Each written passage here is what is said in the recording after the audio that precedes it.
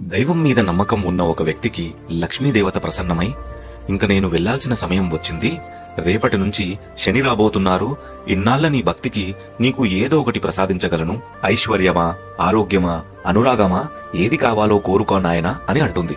అమ్మా, నాకు ఏ కష్టం వచ్చినా తట్టుకుంటాను, కాని నా కుటుంబంలో ఒకరంటే ఒకరికి అనురాగం ఉండేలా చూడు తల్లి అని అనగా తదాస్తు అని వెళ్తుంది. మరుసటి రోజు వంటలో అత్తగారు కోడల్ని ఉప్పేయమని చెప్తే చిన్న కోడలు వెళ్లి ఉప్పు వేస్తుంది. పెద్ద కోడలు రుచి చూడకుండా తను కూడా ఉప్పు వేస్తుంది. భోజనానికి వచ్చిన పెద్దాయన రుచి చూడగానే శని ప్రభావం మొదలైందని తెలుసుకొని ఏమీ మాట్లాడకుండా తిని వెళ్లిపోతాడు.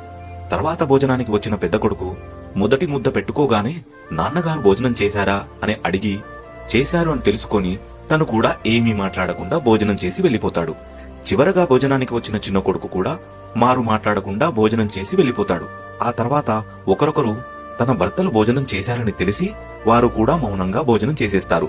ఇదంతా చూసిన శని ఆ రాత్రి పెద్దాయన దగ్గరికి వెళ్లి, ఇంక నేను వెళ్తున్నాను, ఇంట్లో వాళ్ళందరూ కలిసి కిలో ఉప్పు తిన్నారు, కానీ చిన్న గొడవ కూడా అవ్వలేదు, ఇలాంటి చోట నేను ఉండలేను అని చెప్పి వెళ్లిపోతాడు. ఆ మరుసటి రోజే లక్ష్మీదేవి మళ్లీ ఇంట్లో అడుగు పెడుతుంది.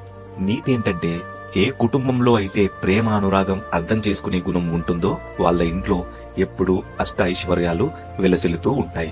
మరిన్ని మంచి కథల కోసం నన్ను ఫాలో చేయండి. దైవం మీద నమ్మకం ఉన్న ఒక వ్యక్తికి లక్ష్మి